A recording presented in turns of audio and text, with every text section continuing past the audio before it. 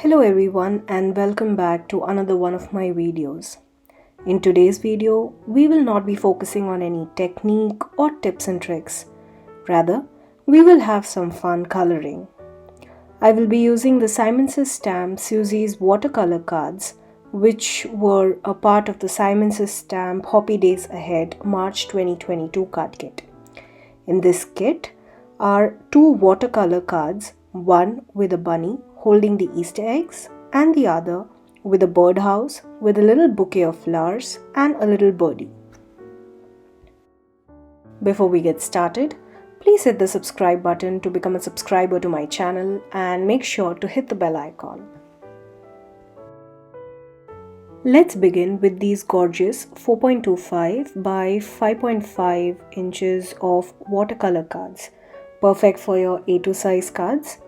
These are high quality prints on Tim Holtz watercolor paper.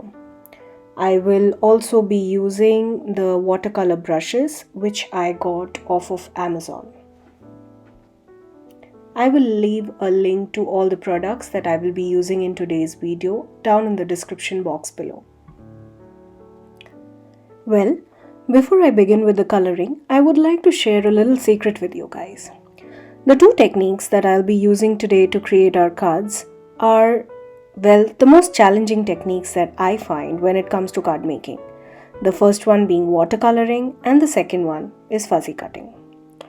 Well, this project did take me almost half of my day, but I think it turned out really good and definitely was a very good way to practice my watercoloring. This is the best part of these kits, where the card makers are not just motivated to create, but also there are some things that are challenging and push you to give it your best.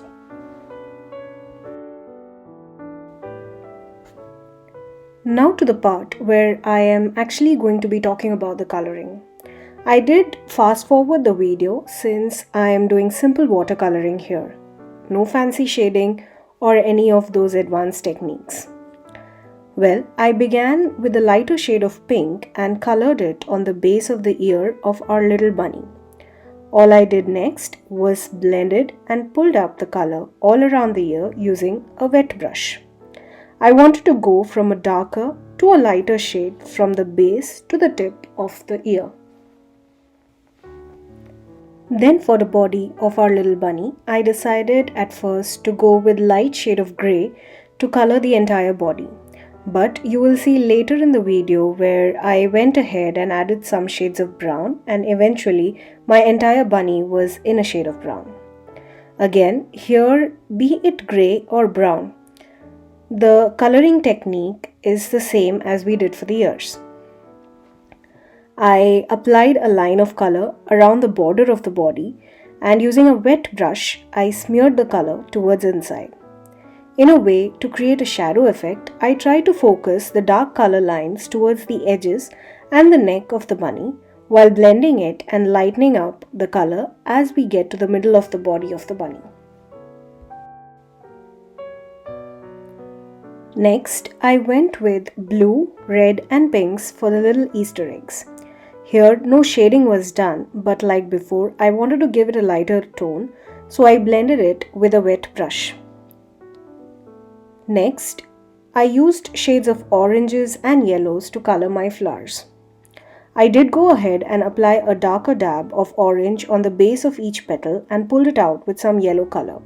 Then all I did was drag the orange and yellow towards the tip of each petal using a wet paint brush.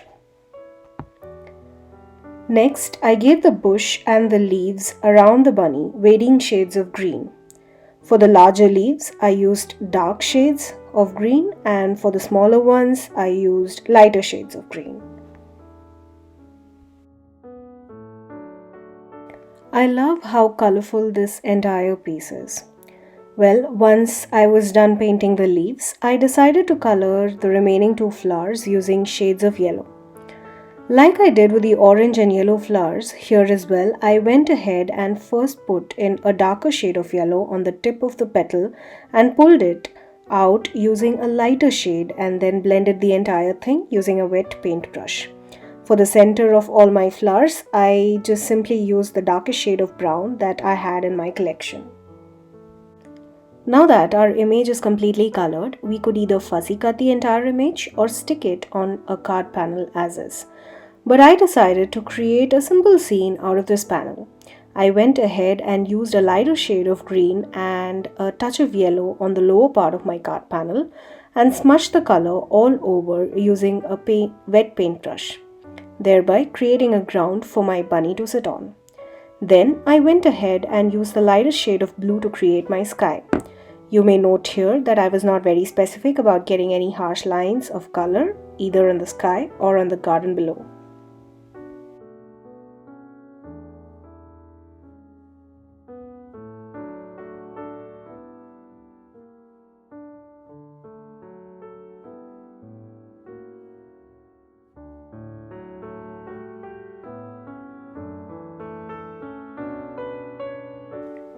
Our card panel is ready to go.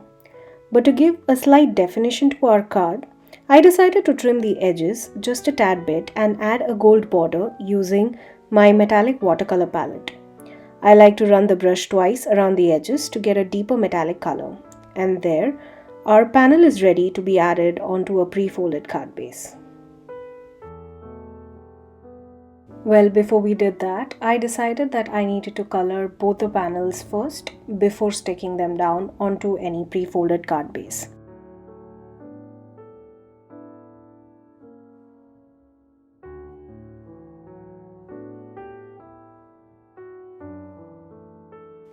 This one here is a little birdhouse with a bouquet of flowers on the left hand corner and a tiny little bird in the center.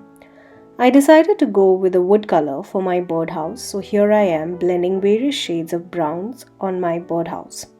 You will notice that I used the darkest shade of brown along the lines and ridges on the birdhouse, which I blended along with the other lighter shades. Once I was satisfied with how the birdhouse looked, I went ahead and used the exact same orange and yellow coloring on my flowers.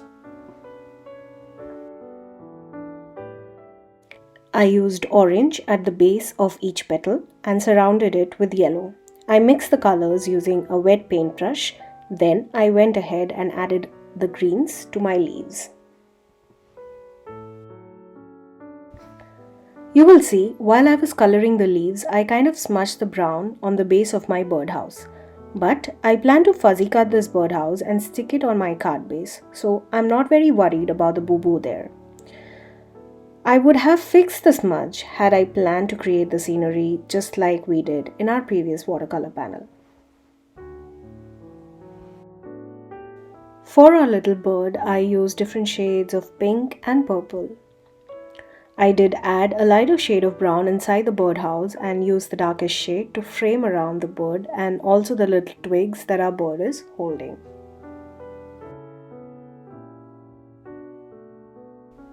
Here's a look at both our panels. Like I mentioned in the beginning, I was not very satisfied with the grays on my bunny, so I decided to use different shades of brown to color this little guy. I think this was a very forgiving thing about watercolors where you could go ahead and blend more ink once the previous layers are completely dry.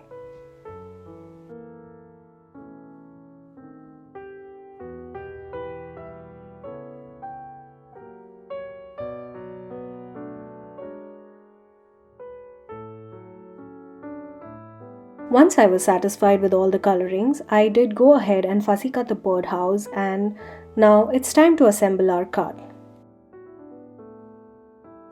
For the first card with the birdhouse, I'm using this cloud stencil by Simon's Stamp to create a background for my birdhouse.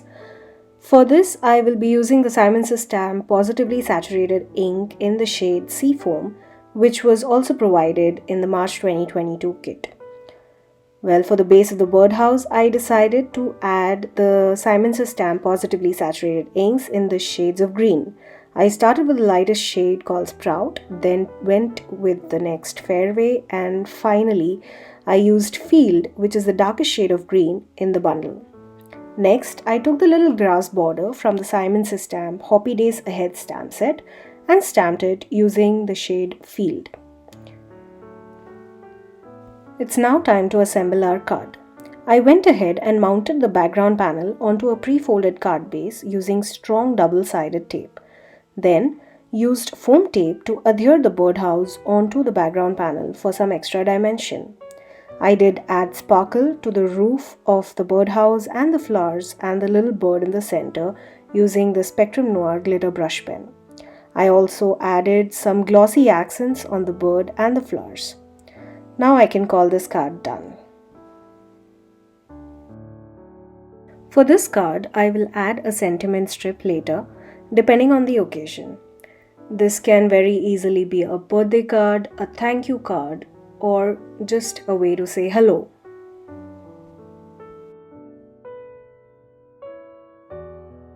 I love how this card turned out. The clouds and the grass background definitely adds to the texture of our card. And the shine on the flowers and the little bird looks beautiful. Here are a couple of close-up pictures of the card that we created.